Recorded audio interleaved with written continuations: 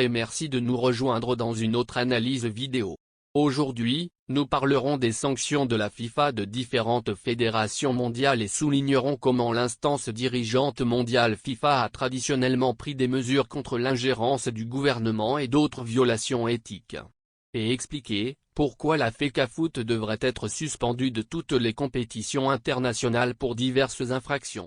Nous commençons par la suspension de la Fédération du Koweït, comme cela a été mentionné dans les vidéos précédentes. Vous vous demandez peut-être quel est le rapport entre la suspension du Koweït et le Cameroun et la FECAFOOT. La réponse est simple. Le Koweït a été interdit de football international en raison de l'ingérence du gouvernement dans la gestion de son association de football. Cela signifie qu'ils ont violé les règles de la FIFA. Et avant cela, l'Indonésie pour la même infraction qui les a écartés de la campagne de qualification pour la Coupe du Monde 2008. La FIFA est très claire en matière de règles et d'éthique. Récemment, l'instance dirigeante du football mondial, la FIFA, a suspendu les équipes indiennes et a déclaré qu'elle ne lèverait l'interdiction que si la Fédération nationale de football gérait ses propres affaires au lieu de dépendre d'un panel d'administrateurs judiciaires.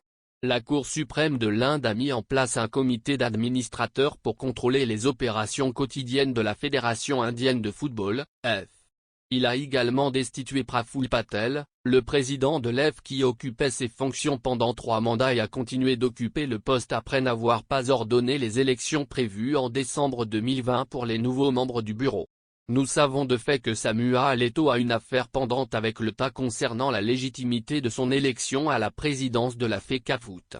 Si l'État peut retirer Eto'o de son poste et a découvert que des pots de vin et des membres du gouvernement étaient impliqués pour l'aider à se faire élire. Non seulement, Eto'o sera sanctionné, la FECAFOOT sera également bannie de toutes les compétitions internationales avec effet immédiat. Passons maintenant au plat principal de cette vidéo. Comme vous le savez tous, la FECAFOOT a rompu son contrat avec le COC sportif et nous en avons parlé dans des vidéos précédentes. Désormais, la Fédération camerounaise de football, la FECAFOOT, a signé un partenariat de 3 ans avec la marque américaine One All Sport, cette dernière prenant le relais du COC sportif en tant que nouvel équipementier du pays. L'accord met fin à une recherche lancée par la FECAFOOT en février. Plus de 10 entreprises avaient postulé pour devenir l'équipementier du pays, y compris des marques camerounaises, selon des informations. Mais One All Sport aurait battu les autres après avoir fait une offre plus que les autres. Alors, que propose One All Sport au Cameroun? Pour commencer, la société américaine a proposé une somme d'argent substantiellement élevée pour l'accord. Compte tenu de la confidentialité exigée contractuellement par son partenaire, la FECAFOOT s'interdit de publier le montant exact de la transaction.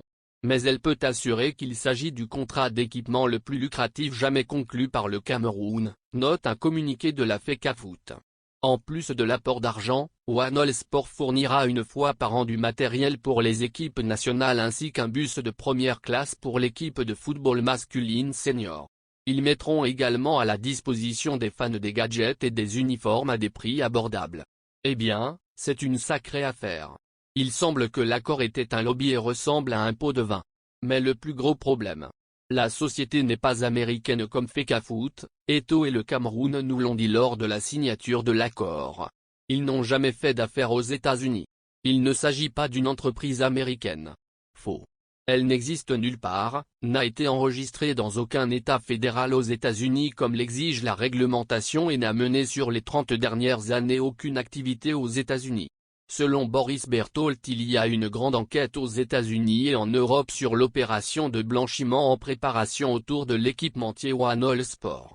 La mystérieuse société présentée comme équipementier qui ne figure même pas sur la liste des 100 équipementiers connus dans le monde. Plus grave, le site internet de la société indique qu'il s'agit de revendeurs d'équipements sportifs en ligne. Il apparaît dès lors évident que contrairement aux premières indications de proches de la FECAFOOT, One All Sport n'existe pas et n'a jamais existé aux États-Unis. Cependant, nous avons découvert que le site internet de One All Sport est par contre administré par procuration à travers, domain by proxy, de GoDaddy en Arizona aux États-Unis. Mais la société en elle-même n'a aucun lien avec son site hébergeur américain. Pour vendre l'escroquerie, la FECAFOOT présente One All Sport comme entreprise ayant travaillé pour plusieurs sociétés évoluant en Formule 1.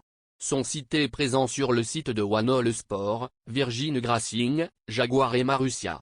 Problème, Virgin et Marussia c'est la même chose.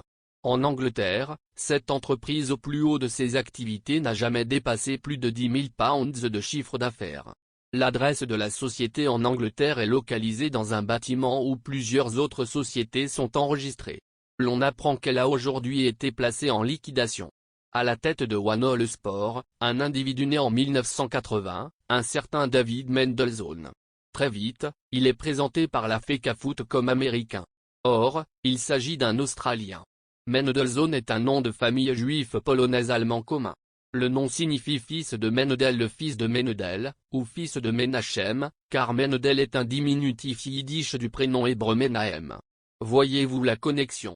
Le Consortium international des journalistes d'investigation qui est le référentiel d'enquête en matière de blanchiment révèle aussi que l'adresse de cette entreprise à Singapour est une adresse fictive où sont référencées toutes les sociétés offshore écran de Singapour.